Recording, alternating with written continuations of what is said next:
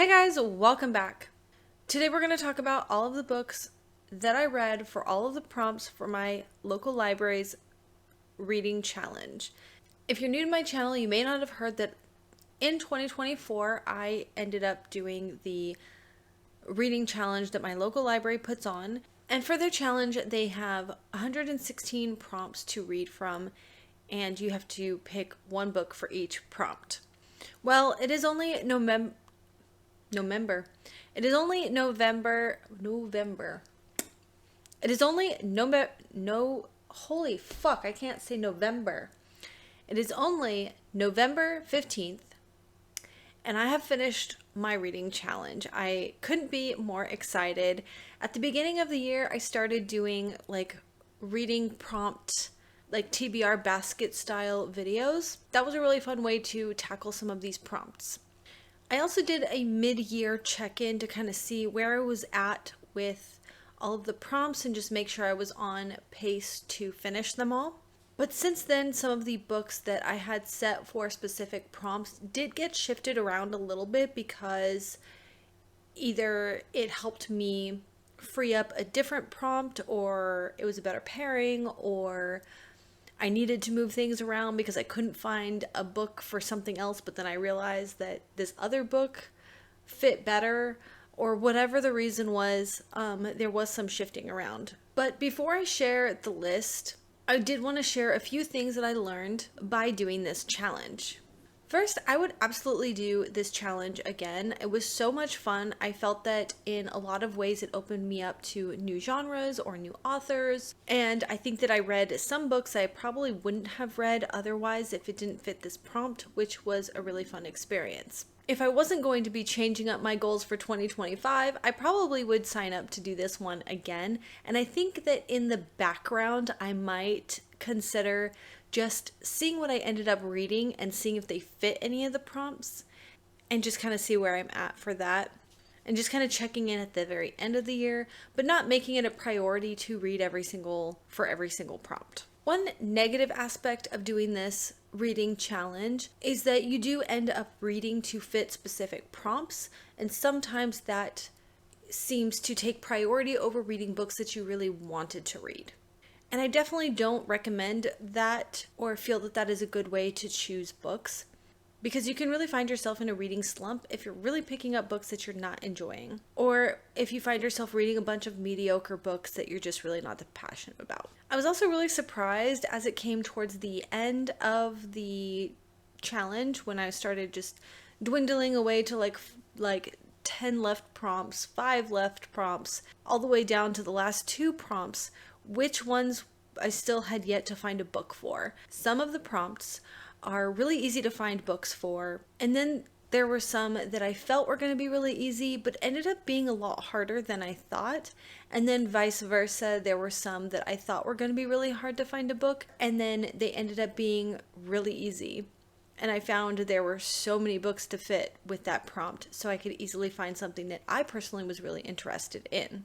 So I'm going to go over a few specific prompts that I kind of want to highlight. This does kind of segue into some content ideas for next year, because I really like curating lists and very specific lists of books, whether or not I've read them or not. I think it's a really fun new way to think about books or pair books with the right readers.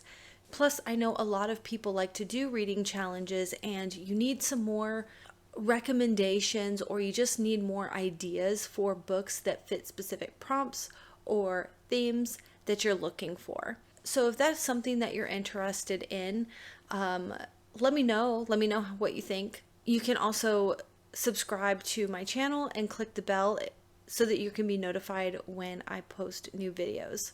That being said, I feel really weird about asking. You have like a Twitter. I really don't communicate with a big booktube community via Twitter or anything else.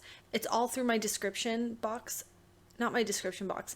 It's all through the comment section on my videos. So if there's a specific list that you would like, definitely feel free to leave that below. Okay, so we're going to get into some of the prompts that I have a little bit more to say about before we get into the list. The first one is a book with a subtitle, and I didn't really actually realize how many books fit this. Initially, I set out to read a nonfiction book. Hunt, Gather, Parent, actually, I think was the book I was going to read for that, but I did never get around to reading it. But there is actually a lot of fantasy that can fit this prompt as well. The next one was an award winner. And this actually got me really thinking about literary awards. And I was sitting on this video idea for the longest time, and I did finally do this video regarding Pulitzer Prize winning books, but it got me thinking about literary awards a lot more and how much I really don't know about them, but how many books actually get awards, even if they are lesser known awards. Say, for example, Bram Stoker Award. They usually do a lot of horror books. Whereas I believe like Pulitzer Prize usually does a lot more like literary fiction or general fiction, biographies, that sort of thing. They have genres. And then I don't know if every single award is run the same as the Pulitzer. For the Pulitzer, you do have to pay a fee to even be considered. And then you have a team of people that like read your books, and then they choose which was the best of the best. I think that might be really interesting to look into more of. Regardless, what I learned from this is that pretty much every single book that you'd be interested, any popular book, probably has gotten an award, even if it's a lesser known award. A really good way to find this out is Goodreads. Some books they don't really have this information, but a lot of books they do have like a list of awards. Some books have won so many awards from different organizations, like good for them. And I guess there is a monetary gain for these awards too. All right, the prompt for featuring mythology. This was actually not hard at all, especially for fantasy readers. However, when I first saw this prompt, I immediately thought Greek myth retelling. However, we have so many mythology retellings from Asian, a lot coming out from Asian mythology retellings that I've seen, like Elizabeth Lim. I think she does a whole bunch of them. I read one of them, Spin the Dawn. Oh, that's the one I picked for this challenge. Anyways, but because I was thinking specifically Greek myth retelling, I was going to read Circe, but then it didn't really work for me, and so I suddenly felt so lost, but it didn't take a lot of research to find some other books. However, I did want to make sure that I was picking like a myth retelling versus a fairy tale retelling, because kind of in my mind when I'm grouping books together, those two are kind of interchangeable when I'm just thinking about what I'm going to read. But when I was trying to fit the prompt, I was like, wait a minute, I know a ton of fairy tale retellings. I don't know a lot of myth retellings. So it didn't really take a lot, but there's a ton to fit for this. I just wanted to say that. Let's see. Another prompt was to read a book written in the present tense, and this one really stumped me immediately because I don't really go into books thinking of the point of view. I just enjoy the book for whatever it delivers, and it got me thinking about point of view a lot more than I ever had thought about it before, and how the differences affect the story. I have watched a lot of YouTubers, and some people really hone in on the point of view because certain point of views they really don't like to read from. But for me personally, and I remember hearing people talk about that, and I kind of glossed over those things because it has never bothered me personally.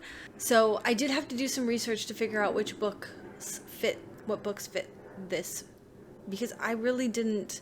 It's just not something I think about when I pick up a book. And so I don't pick out the different point of views unless it's like multiple point of views. Other than that, I don't really pay attention. So a celebrity book club pick.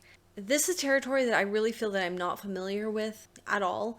I know Jack in the books, Jack Edwards. And there's another YouTuber, and they do kind of follow what some of the celebrity book club picks are reading, which I think is such a fun thing to do, but that's just not something that I really have ever paid attention to.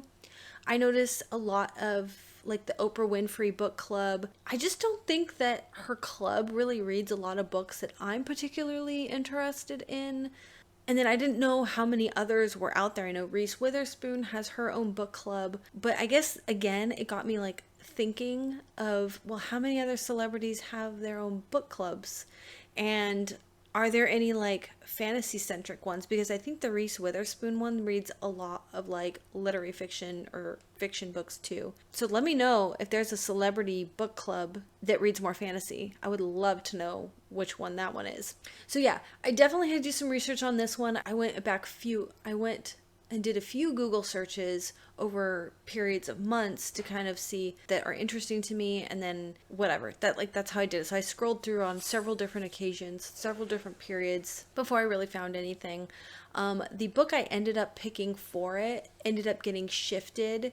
I had picked Beautiful Bright Creatures to read for that book pick because I literally couldn't come up with anything else. I didn't know what else they were reading, and I had read that, but it got shifted like last week actually to Marine Life on the Cover, because we'll come back around to that because I couldn't find a book for that prompt. It just so happened that another book I had recently read was on the Reese Witherspoon book club pick, and I was like, hey, I didn't have a prompt to put with this book. How perfect. So we just switched things around and made it work. That actually helped me finish my reading challenge a lot sooner than I was actually going to. So that was pretty cool. An author from Kentucky. First of all, I found this a really strange prompt because I live in Alabama and it just seems so random. Like, of all 50 states, if you're not going to pick Alabama since we live here, of all 50 states, why Kentucky? At least Tennessee, because I actually live in Huntsville, which is incredibly close to Tennessee, and there's a lot of like 15 minutes across the border. So, and going to Nashville is like really big part of, if you want a little bit bigger city lifestyle, if you really want to go see a little bit bigger city, a lot of people travel up to Nashville quite often. So Tennessee would make a lot more sense than Kentucky. I didn't understand, except for the fact that maybe because it's part of the Appalachians. Come to think of it now, retrospectively, I almost wonder if it's because Geraldine Brooks is a Pulitzer Prize winner, and so maybe they were kind of trying to direct you that direction. Either way, I did find this incredibly challenging because I did like a Google search of Kentucky authors, and literally I couldn't find any books that I really were interested in. I did see Geraldine Brooks pop up the most. And I actually recently just got 2 books of hers. But yeah, it was a stump. It did actually get me thinking a little bit outside my comfort zone. Because of this prompt and another prompt, I was definitely opened up to an entirely different perspective of Appalachian culture that I was really not familiar with. And so that's pretty exciting. Dual timelines. I can't tell you why this was so hard. This is a perspective. This is a storytelling method that I generally really like. All the books that I have read that have dual timelines, I really like. I think it offers a lot to the story. It seemed like every single book that I picked up that had dual timelines recently, I just did not vibe well with at all. And I was getting to the point where I was like, I guess I'm just going to have to reread a book that I've already read because I know I like them, which would be fine. I was actually going to end up reading Wayward. And I had read it like in December of last year, and I kept thinking, wait, I was thinking that maybe I actually had read it in 2024, but looking back, I didn't. But this was one of those ones I didn't fulfill this prompt until like the very end, like the last 4 to 5 prompts. No, 3 prompts. It was like the third to the last one that I finally filled. And it was just like so surprising that of all the prompts, this one was difficult. The next one is Has Marine Life on the Cover. We're going to talk about it again. I know I kind of already briefly mentioned it. But this one was actually incredibly hard. I still only have 3 books that would have even worked for this, and that like blows my mind because I thought there would be so much more. I mean, I guess I actually did try to read some other young adult fantasy. It was like The Sea Witch, which was kind of like an octopus female witch character, but I didn't like the book at all. So then I was like, oh well, it won't be a big problem. So we're getting towards the end of the year, and I'm like, wait a minute, I don't have a book for this? What the heck is going on? And I like cycled through several books, and I finally ended up filling it because I switched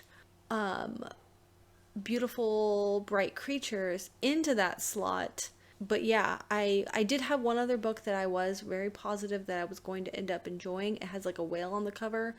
It was a Swedish, no, Icelandic novel. And I think it would have been good, but I was still just kind of like, if it's not, I don't know what I'm gonna do. Yeah, that one was really surprising that it was so hard to fill it. All right, a book written by a celebrity. This obviously isn't particularly difficult. It's just that it's really out of my comfort zone because I don't really read biographies. I don't really care about celebrities but I did end up reading the book that I ended up choosing ended up being so incredibly good that I read a celebrity memoir for this. I'm glad my mom died, and it really opened me up to reading more. So I read like 3 more celebrity biographies, and they definitely were not as good as this one. I did overall really enjoy that experience. I'm glad that I tried a genre or a topic that I otherwise probably wouldn't have tried. The prompt for a sports aspect. I really liked this prompt at the end, but at first my brain immediately was like, football, baseball, are you kidding me? You want me to read a football book? But like, that was just like my knee-jerk reaction. My After that thought, I was thinking, oh no, am I gonna have to read like sports romance with like some muscly dude on the front and some chick licking something off of him? It's not really my jam either. But then the more I started thinking about it a little bit more, I ended up getting really excited for this because there are so many sports things that I really enjoy. For instance, martial arts obviously is a given. I love martial arts. There's even nonfiction arts books that I definitely want to give a try to. Martial arts is also really heavy in fantasy, I would think. Some other things that I'm really interested in are ice skating and ballet, and the list goes on truly. So that's actually incredibly flexible, like anything you're into. Set in Appalachia. This was such a cool prompt. This year I've been getting a lot more into horror, and so many like little horror books are like set in Appalachia.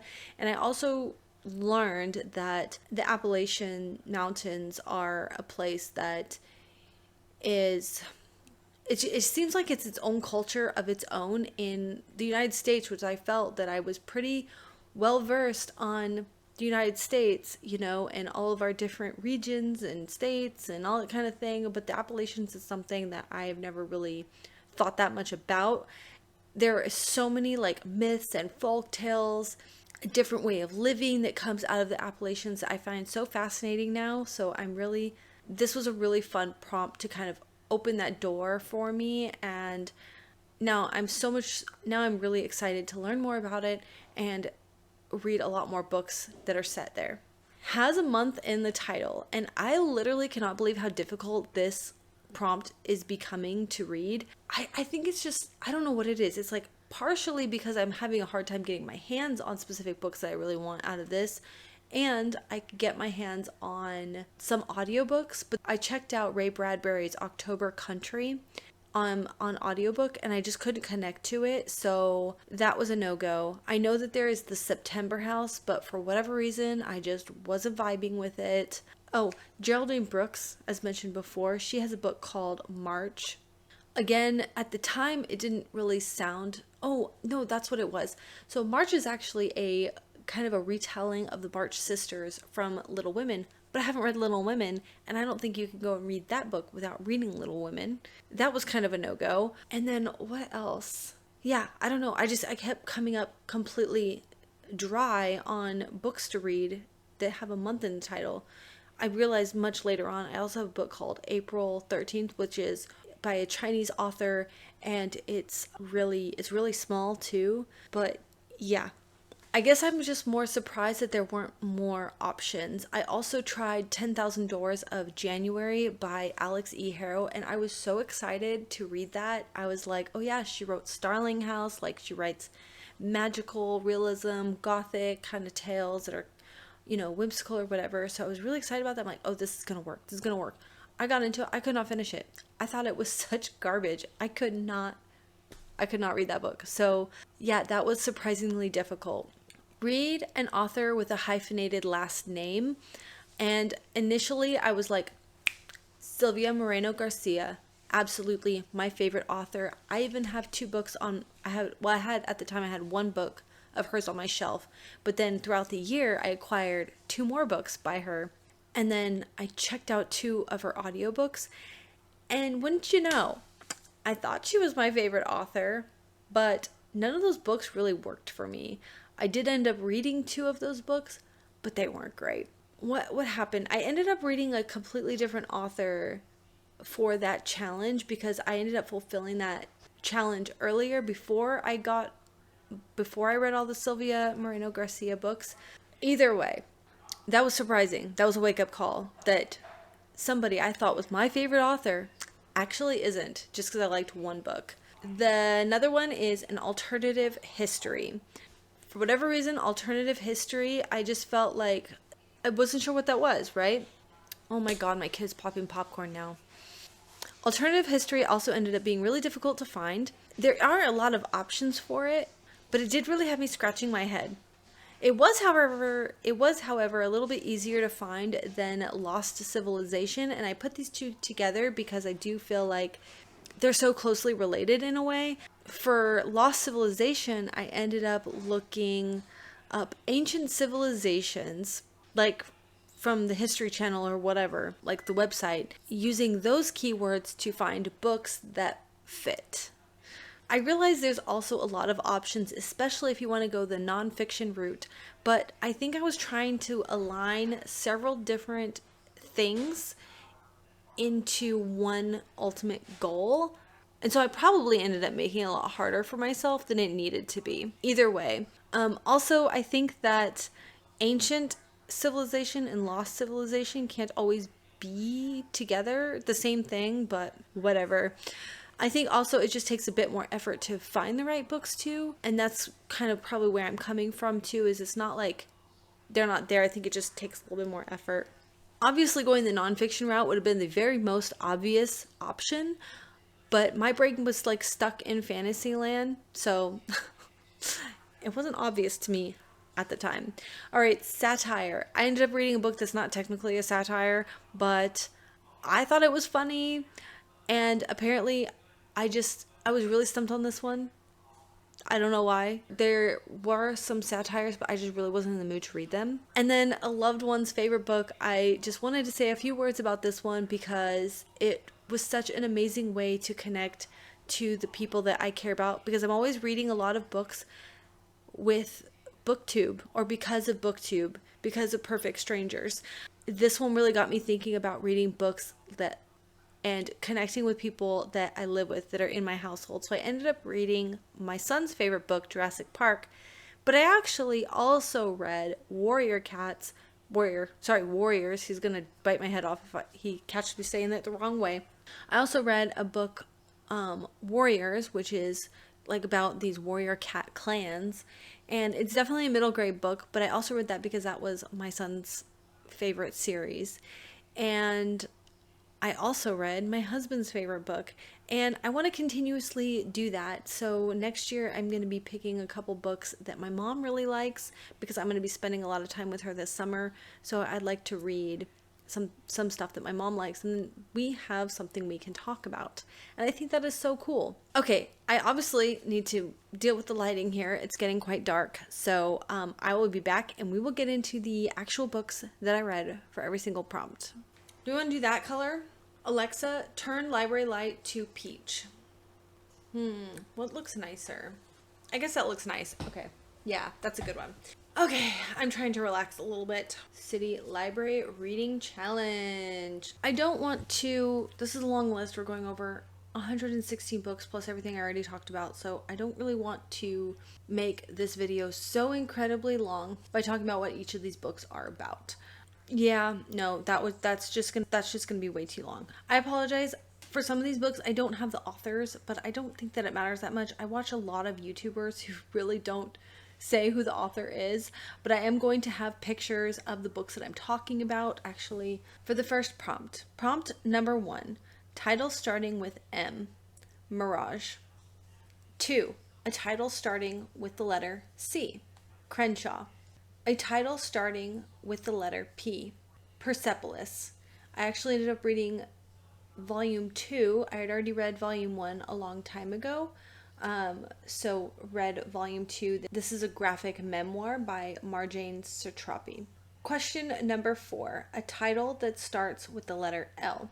Lost Lake by Sarah Addison Allen. 5. A book with a subtitle. Travels with Charlie in Search of America by John Steinbeck. 6. A book with a cozy cooking element.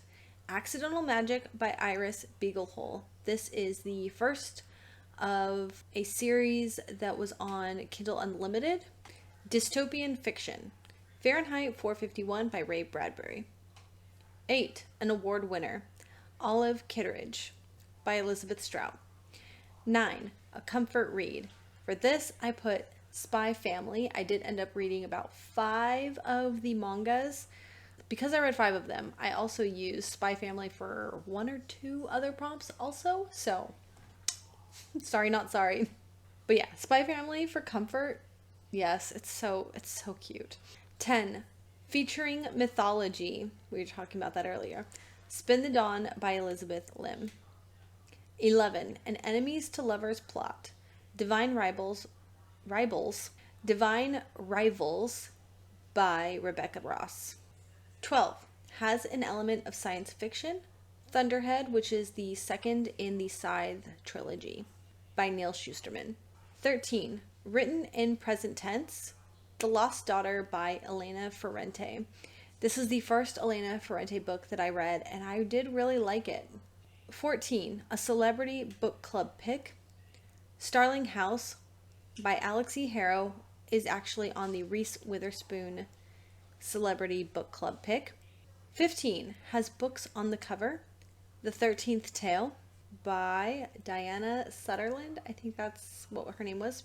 16. Published in 2024. Dark and Drowning Tide by Alison Saft. 17. Has a dragon on it.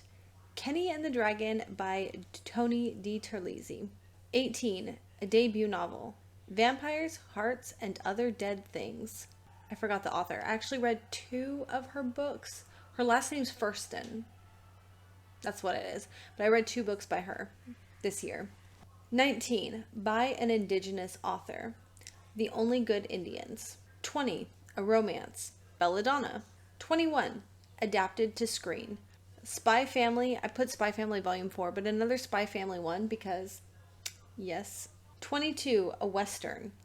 Call of the Wild by Jack London. 23. About or containing music. Oh, sorry, backtrack. Western. I forgot to put that one in where I was going to talk more about it. So Western really threw me too because I'm like, Western? Really? You want me to read a Western novel? And I'm thinking of like, cowboys and Indians and that sort of thing. And I was like, oh my gosh, what the heck am I supposed to read?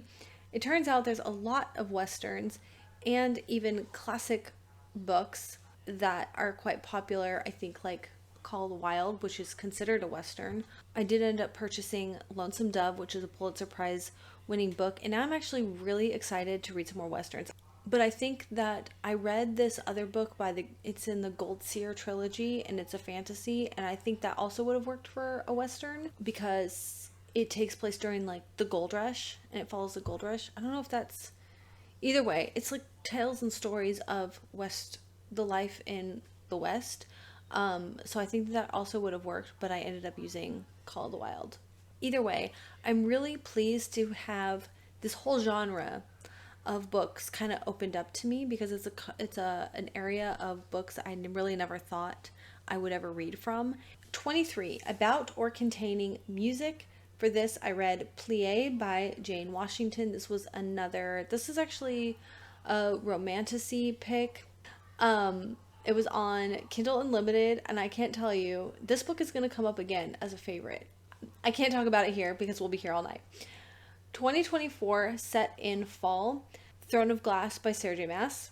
25, set in winter. Shiver by Maggie Stiefvater. 26, a domestic thriller. The Heiress by Rachel Hawkins. 27, historical fiction. The Lux by Anna Godberson. Godberson. 28. A book with more than 500 pages. Hero of Ages by Brandon Sanderson. 29. Popular author you would have never read. Emily Henry Beach Reed. 30. A Kentucky author. The Bookwoman of Troublesome Creek. 31. Includes an adventure. Assassin and the Desert, which is Throne of Glass 0.3 from the prequel series, the, Assassin's Blade. There's like 5 books in there. I have separated them and used them as individual books, FYI. Sorry, not sorry.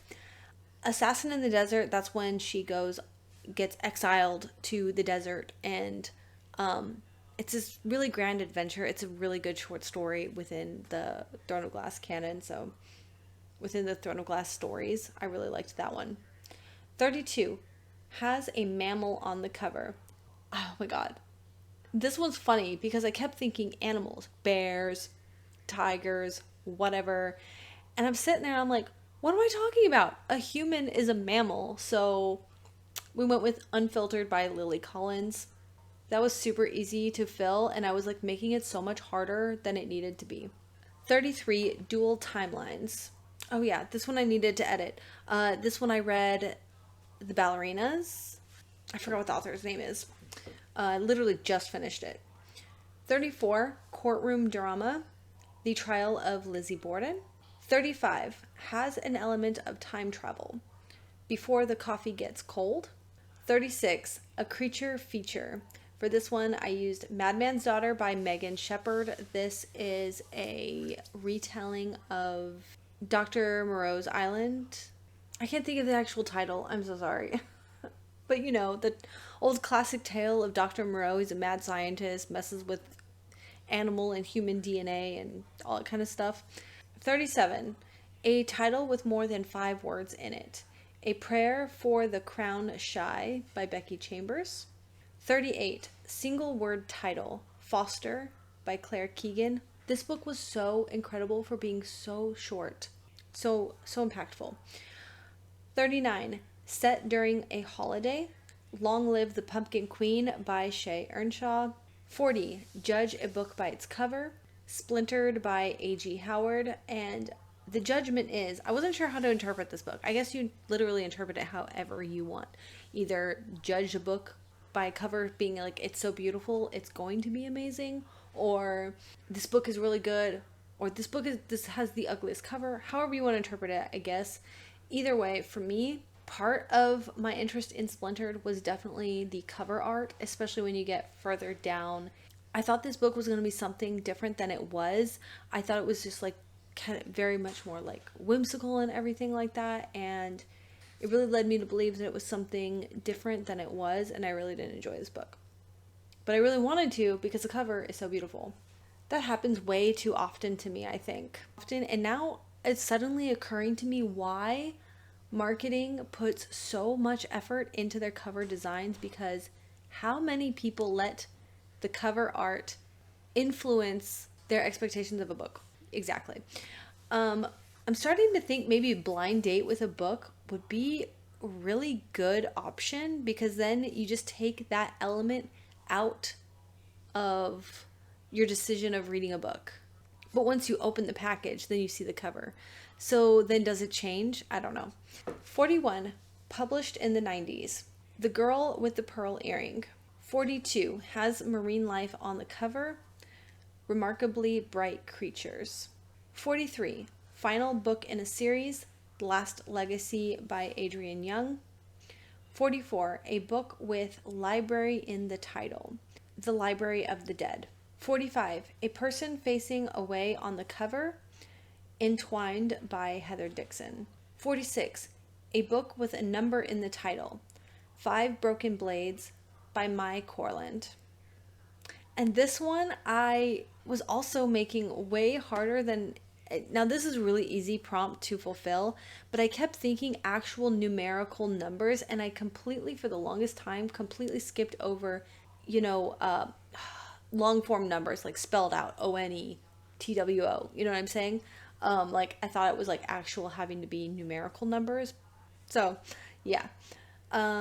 47 takes place in outer space. Binti. 48 takes place in the future. California by Eden Lapuki. 49 written by a celebrity. Brave by Rose McGowan. 50 focuses on mental health. The Woman in Me by Britney Spears. 51 Moon or Stars on the Cover. Caraval. 52 includes a map. City of Ghosts by V.E. Schwab. 53 has a sports aspect. Shakespeare's Landlord by Charlene Harris. She does martial arts. Like in the book, she goes to class to learn martial arts. I thought that was so cool because like that's what I do. Other than that, the book was pretty unimpressive, but I will remember it forever because she's a fellow martial arts fan.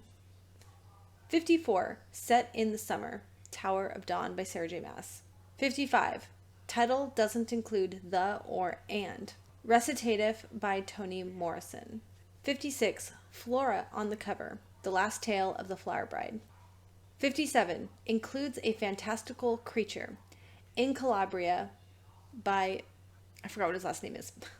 58 About Vacation. The Villa by Rachel Hawkins. 59 has man or boy in the title. The Boy with Striped Pajamas. 60 has woman or girl in the title. The Woman in the Library. 61 a book with a color in the title. All Systems Read by Martha Wells. 62 spooky season read. When I Arrived in the Castle by Emily Carroll.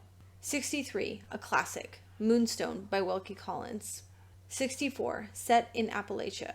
Strange Folk by Ali Dyer. 67 set in Ireland.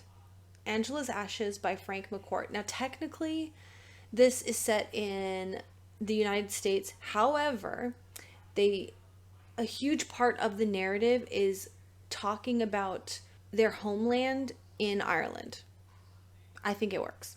66 based on Asian mythology. Nothing But Blackened Teeth by Cassandra Khaw. 67 a female detective lead. Velvet Was the Night by Sylvia Moreno Garcia. 68 a protagonist over 60. Vampire Diaries by L.J. Smith. This one also kind of is funny because when I first started planning out what I was going to read for all these different prompts so I could like figure out where it's all going to fit in my year, my life, I was not thinking vampires because I read a lot of vampire books. I even read a lot of fairy books, and fairies live to be hundreds and thousands of years old. So this one was incredibly easy for me, but at first I was like, oh, I only have like 2-3 books. I was literally looking for like human people over the age of 60. I was going to read something about the 100-year-old man. I have that book, so I was going to read that one, but we ended up reading a vampire book.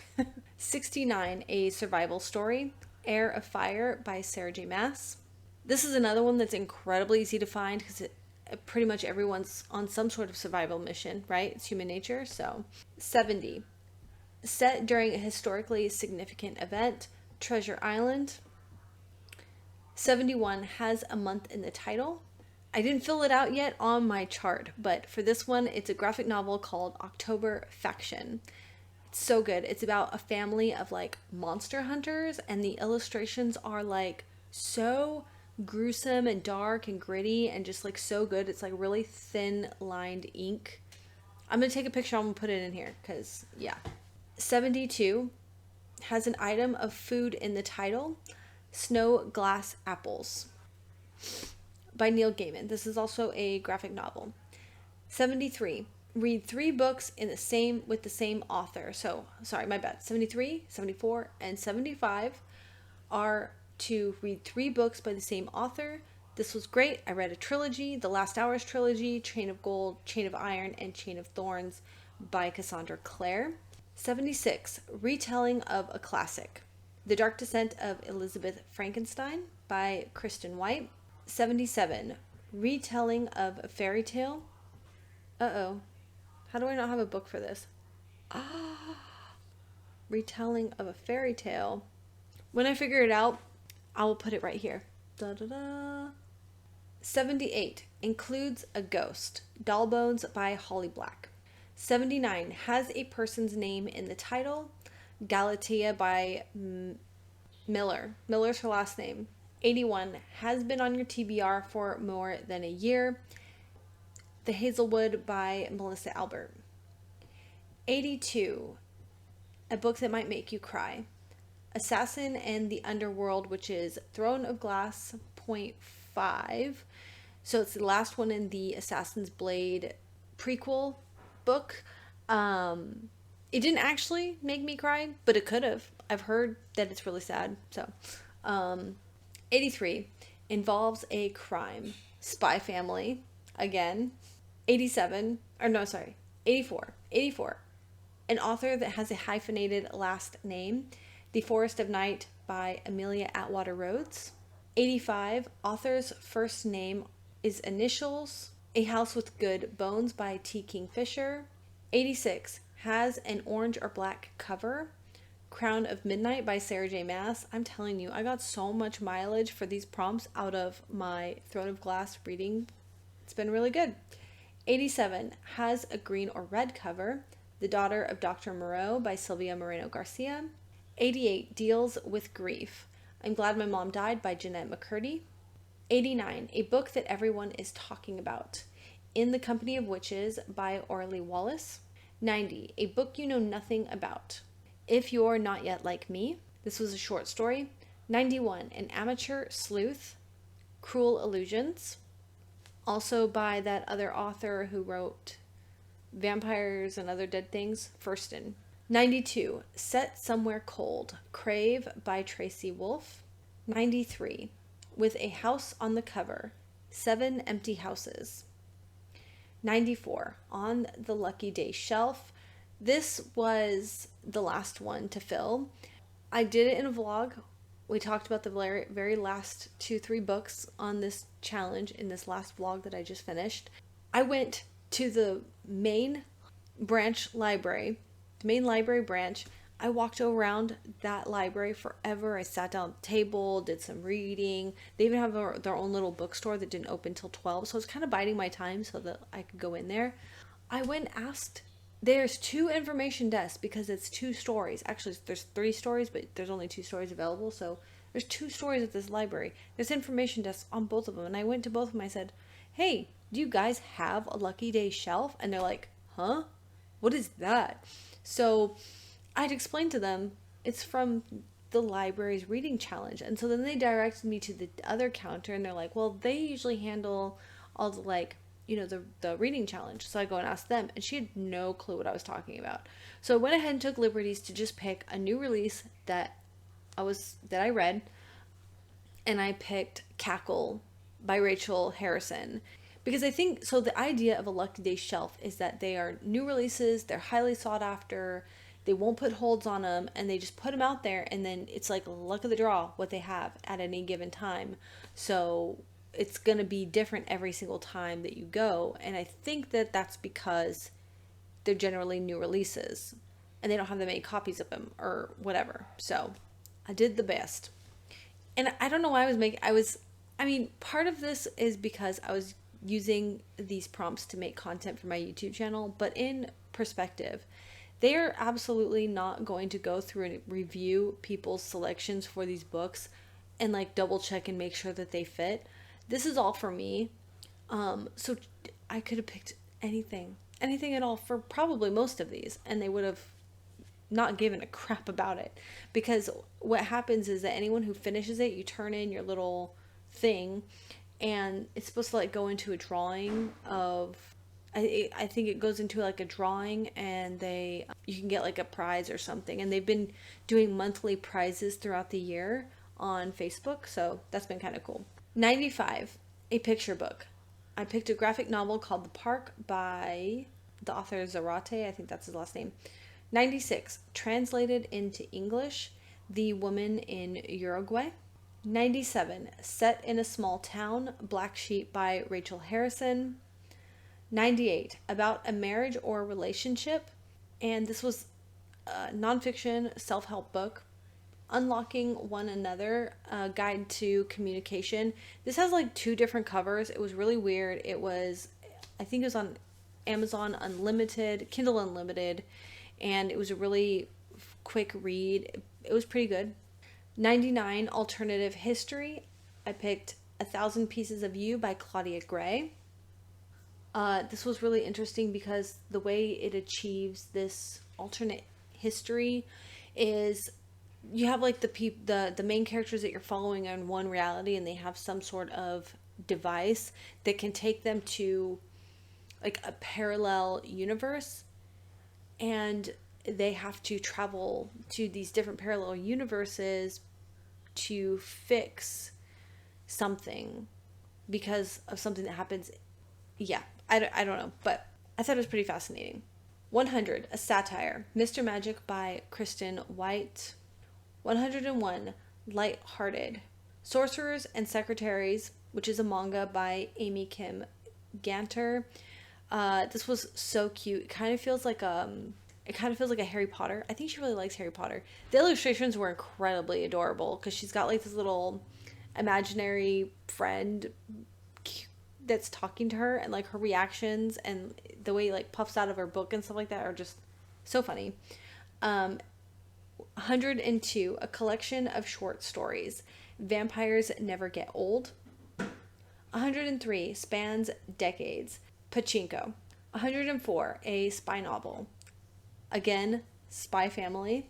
105, About Friendship, Stone Words by Pam Conrad. 106, In a Tropical Setting, Syracuse by Delilah Ephron. 107, Has an Autistic Character. For this I chose Of Mice and Men by John Steinbeck. They never actually say that Lenny is autistic because this takes place in a time when they don't really have designations of different things, but you can kind of tell from the way Lenny acts and things like that. If it's not autism, it's kind of close. I don't know.